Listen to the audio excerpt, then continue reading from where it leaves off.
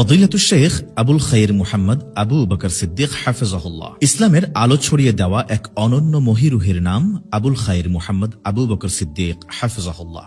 জ্ঞান চর্চা, হাদিসের খেদমত এবং ইসলামের শিক্ষার প্রসারে তিনি বাংলাদেশে এক উজ্জ্বল নক্ষত্র।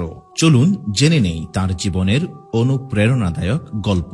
অধ্যক্ষ আল্লামা আবুল খাইর মুহাম্মদ আবু বকর সিদ্দিক হাফিজাহুল্লাহ জন্মগ্রহণ করেন বরিশাল বিভাগের বরগুনা জেলার বেতাগী উপজেলার গ্রেদ লক্ষ্মীপুরা গ্রামে ৩ সেপ্টেম্বর ১৯৬৩ সালে। তার পিতা মরহুম মৌলানা আব্দুল গনি রাহেমাহুল্লাহ এবং মাতা মরহুমা মারিয়াম খানম রাহেমাহুল্লাহ। তিনি একটি সম্ভ্রান্ত ও ধার্মিক মুসলিম পরিবারে বেড়ে ওঠেন।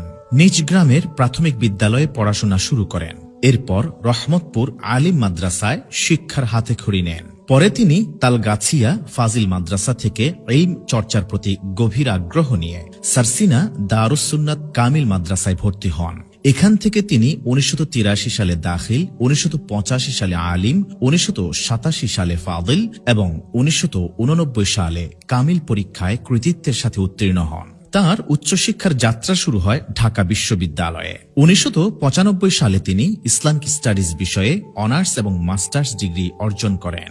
১৯৯১ সালে তিনি ঢাকার ডেমরায় প্রতিষ্ঠিত দারুন নাজাত সিদ্দিকিয়া কামিল মাদ্রাসার প্রধান হিসেবে যোগদান করেন। তার যোগ্য নেতৃত্ব এবং ইখলাসের কারণে এই প্রতিষ্ঠান দ্রুত একটি আন্তর্জাতিক মানের ইলমি মারকাজে পরিণত হয়।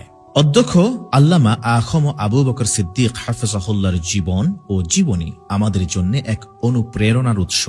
তার ত্যাগ, নিষ্ঠা ও জ্ঞান চর্চার প্রতি গভীর আগ্রহ ভবিষ্যৎ প্রজন্মকে ইসলামের পথে অগ্রসর হতে পথ দেখাবে ইনশাআল্লাহ। আমরা মহান এই শেখুল হাদিসের সর্বোচ্চ নেক হায়াত কামনা করি। আমিন।